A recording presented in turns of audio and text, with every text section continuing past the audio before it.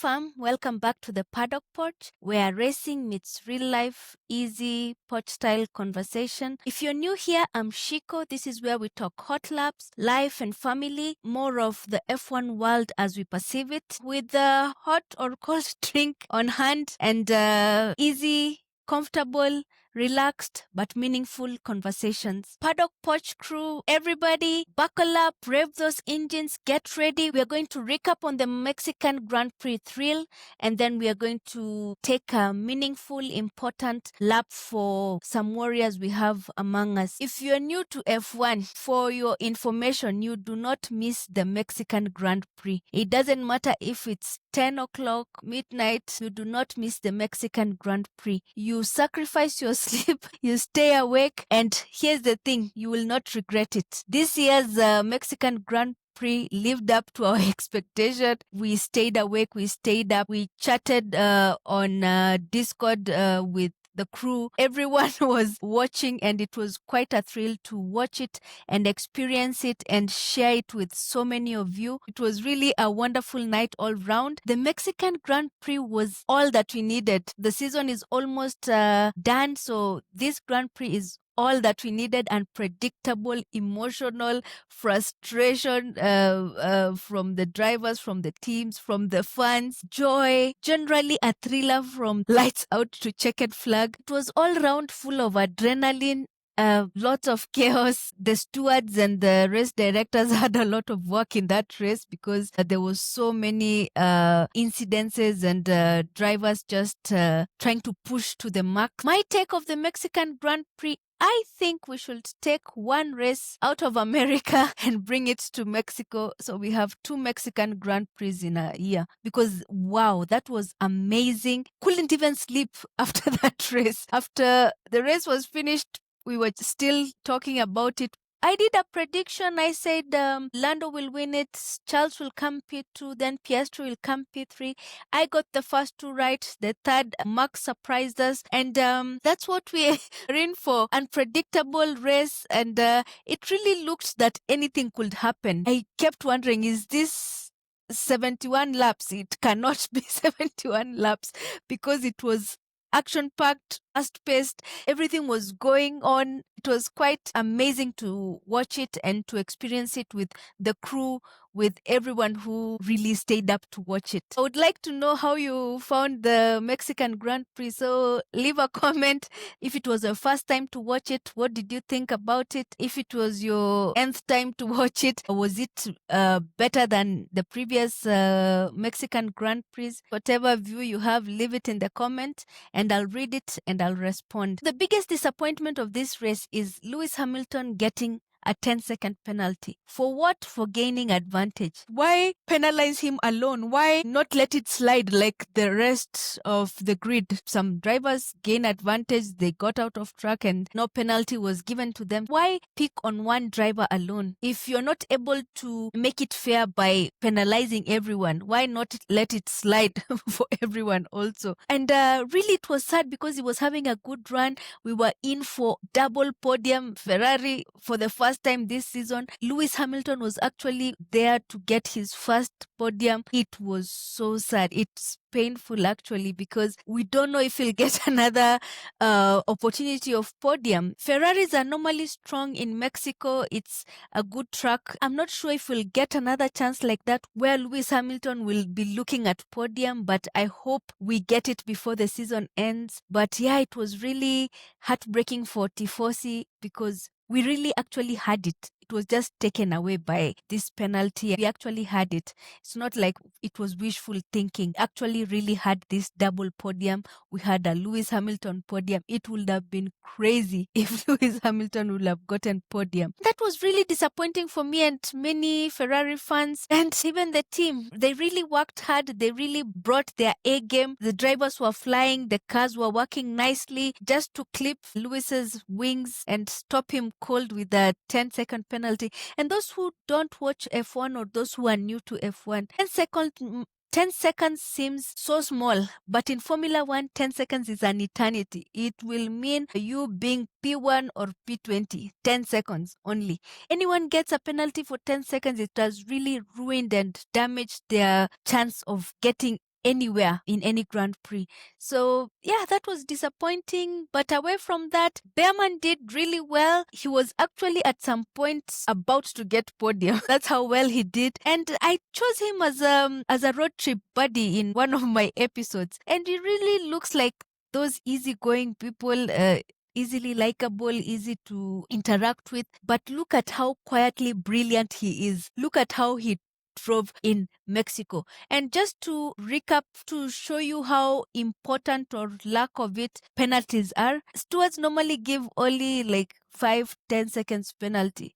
In this race, he didn't get a penalty. Probably that's why he even managed to finish P4. I really enjoyed seeing him close to podium, battling it out with champions. These rookies are surprising us because each and every rookie has had a race that they really did well, that they really showed the world and us fans that they deserve to be on that Formula One grid. And this weekend, it was Ollie Behrman. He got driver of the day. Of course, I picked him also as driver of the day. Mercedes had a funny radio interaction where George was trying to be everything in the team. He was trying to be a driver, he was trying to be a race director, he was trying to be Kimi's race director, he was trying to strategize on the team. And it was really funny because I think he was intense in some ways. It was funny, it made a few people enjoy the interaction. He seemed to be doing too much in that race. George sometimes wants to feel like he's in control of something, but in Formula One, in the race, you can't really control anything apart from your car. So I think drivers just need to focus on driving most of the time, unless really something is really off and you have to pitch in or give your view. But yeah, the only thing a driver can control is his own car, his own race. And the other important thing that happened in Mexico, we have a new championship leader. Lando won Mexico. He was brilliant. He got pole, started P1 from lights out, finished P1. He got some little booze there. But if you're booed for winning, I mean, let the booze come. I wouldn't mind being booed if I won.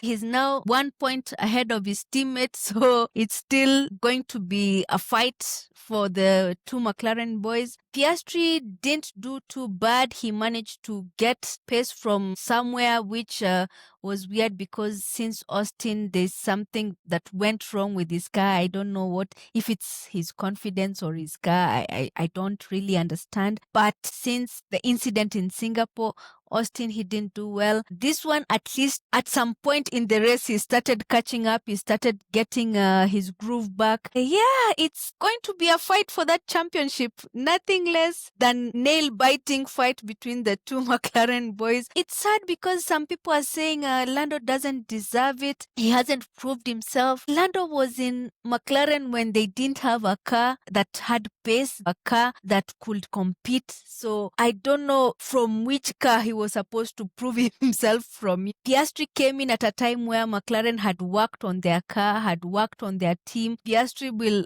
take advantage of any mistake, so he needs to lock in, work, focus, and get that World Drivers' Championship. I'm gunning for him. Many are gunning for Piastri, but really both drivers deserve it. They really actually deserve the World Drivers' Championship. So whoever wins, it's fine. But for myself, I want Lando to win this year. 2025, I want Lando to win the World Drivers' Championship. Away from the Mexican thrill, we cool off and we give a much needed attention to this month. It's October. It's usually Breast Cancer Awareness Month. Generally, all cancers. They say early screening is good, or rather it gives you a chance at surviving. But really some cancers, it's hard to wake up one day and you have a backache and you say, oh, let me go get screened. Maybe I have cancer. And I'm pointing to the backache because somebody actually told me their symptom was a backache, which she thought maybe it's because of doing heavy lifting or something.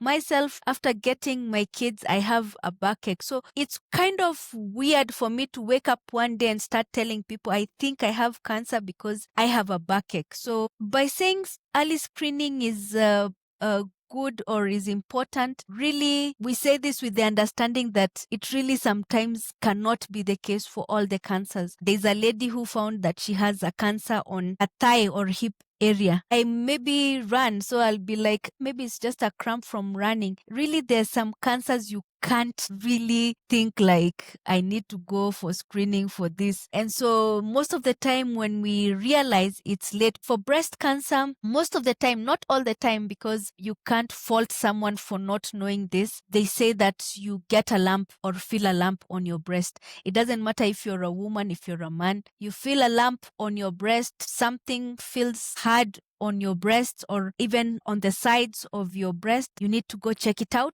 Just rule out the possibility of it being cancer. And hopefully it's not cancer, because nobody ever wants to hear that name being mentioned in a consultation. It really is not something anyone wants to go in a hospital for tests and come out and you're told that you have cancer. That said, we are going to take a courage lap for everyone who has been affected by cancer. If you have it, if your family has it, if your friends have it, if you've lost loved ones to cancer, we are all going to take this courage lap together. This lap is not about who gets pole position. It's not about who crosses the finish line first. It's about the courage it takes to battle cancer, to take care of someone who has cancer, to mourn somebody who has died of cancer, and just generally keeping hope alive even when it hurts the most. The Paddock Porch today, we take this lap for all the warriors, all the survivors, all the loved ones taking care of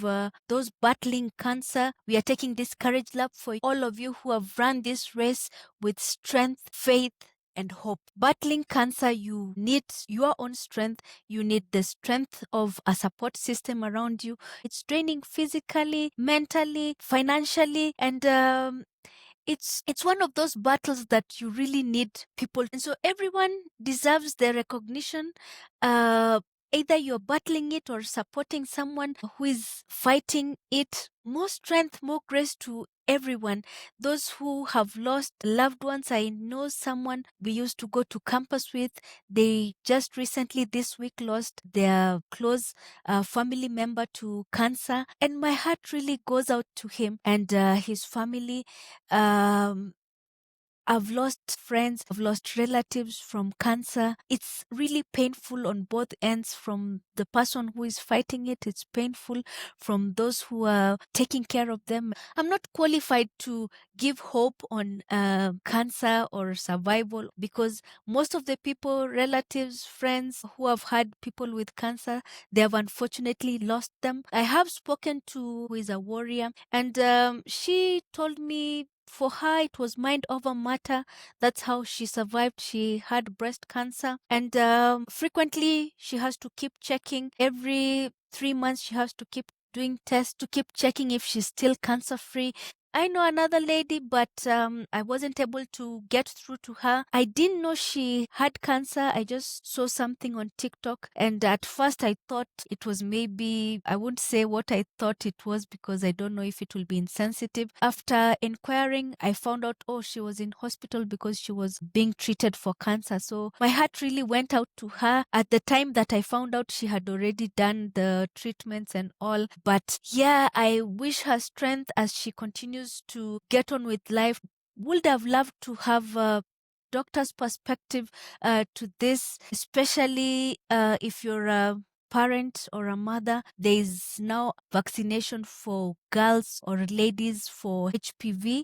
I'm worried about that, so I had wanted a doctor who is part of the crew to just come and tell the parents if it's safe, because vaccines, mostly you're introducing something someone's body so that they fight it, so that they build immunity. But really, it being a cancer vaccine, as a mom, I'm worried about it. I really don't trust it at this point. I would have loved for the doctor to come and tell us if we can trust it and why we should trust it. Unfortunately, I couldn't be able to get her in time for this recording. I hope in future I'll be able to secure that appointment with her and just pick her brain on really these important conversations. If they did find a vaccine for this one cancer, is it possible to find a vaccine for other cancers? Is it possible for us to trust these vaccines and take them so that we prevent cancer. It's an important conversation. What I'm saying is I would have loved to bring someone who has survived or who is a warrior to give others hope, because personally I'm not qualified to give that hope. But yeah, we can take it from this lady I talked to. Mind over matter. Fight it with the mind as well as with the body, the medication, the treatments. It's difficult. Those in the thick of it, keep fighting. Those who are survivors and warriors, your strength reminds us that hope, any hope, even the smallest bit of hope, is never wasted. The ones we have lost tragically, painfully, we race on with your memories in our hearts. Formula One teaches us a lot about life. Pit stops, safety cars, crashes, setbacks, comebacks. But the real race is the one we all keep running when everything in you wants to stop, when all odds are stacked against you, when your mind tries to tell your body to give up, when the data and statistics from the doctor tells you you have this percentage of survival rate. They'll tell you you are not likely to reach a certain age, but somebody decides or chooses to just push on anyway. This is the kind of race that we can call the real race. Whether we have lost loved ones, whether you got that diagnosis, whether you are taking care of someone who has this disease, this is the real race. Let's keep pushing. Let's keep supporting. I'm really sending a lot of love, a lot of strength, a lot of prayers to anyone who's in this situation of dealing with someone who has it, or you yourself have it. I know the devastation physically, financially, emotionally, mentally is high, but I send my love to you. I send my prayers to you this month and every month. Those who are grieving loss of loved ones to this disease, I send comfort. May God comfort you in a special way. Those who are fighting this disease, may you continue to have the strength to fight it. The caregivers and everyone taking care of anyone with this disease, may you find enough grace each and every day. The lady I spoke to who said she's going for tests this week, may the test come out clear now and every time you go for those tests. Yeah, so it's October, it's Breast Cancer Awareness Month, and at the Paddock Porch we decided to do a courage lap together because I've been affected by this disease. Really, everyone in some way has been affected by this disease, so it was important for me to take this courage lap for myself, for those who are in this situation now, those who are taking care of everyone in this situation. As we wind up this episode, hope and pray for everyone who is going through this. May your strength never run out. Everyone supporting them, may you find grace to do that each and every day. And to everyone, may you find hope, even if it's a little. May we find hope to hold on. That's it from this episode this week. Remember to subscribe and follow all my accounts at the Paddock Porch everywhere on YouTube, Instagram, TikTok, X.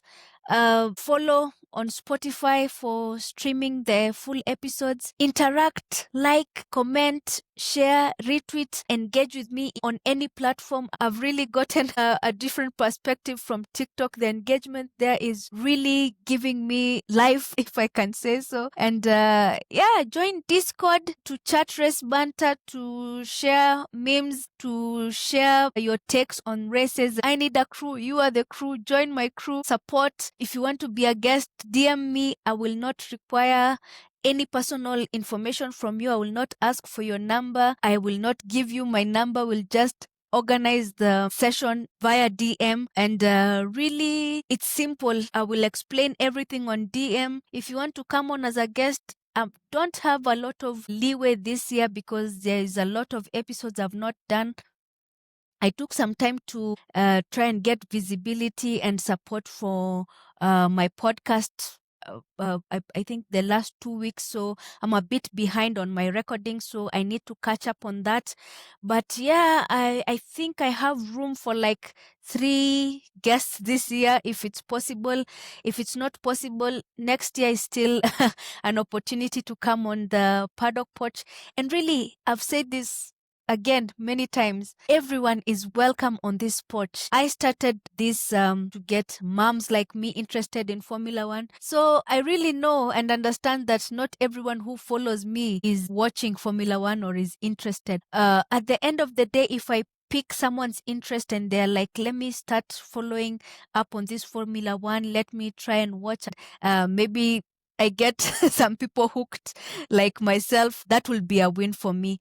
I'm interested in the conversation bit of Formula One. Conversation is my passion. And I hope to get people who know more than me in Formula One to watch and banter. Other people know the tech stuff, the fashion stuff, media stuff. I don't know everything about Formula One. When they come on the porch, we learn from them. They live porch wisdom, they live impact, they live influence, and that's the aim of the Paddock Porch. Any guest that I get, I'm learning from them, especially the recording part. I'm used to recording myself, so the first few guests that come in really are actually helping me to learn. I hope somebody else will learn from me. Everyone is welcome. Join the crew. Interact with my content anywhere you find it. If you see Shiko, if you see the Paddock Porch, feel free to interact. Feel free to give your opinion. Feel free to give your view. And yeah, we're almost done with this season. So I'll have some episodes where it's not going to be Formula One, but it will be linked to racing. And really, every day is a race. Everyone is involved in a race in some way in this life. I'll pick out guests who most likely, even if they're not in Formula One, they'll tell us about their races. Some people who are supporting me, I'm meeting them in my usual errand spot. And I'm really liking it because some are taking time to ask me, how is it going? And yeah, I appreciate everybody. This is the Paddock Porch where we talk hot laps, life and family. I'm Shiko, and as always, God bless.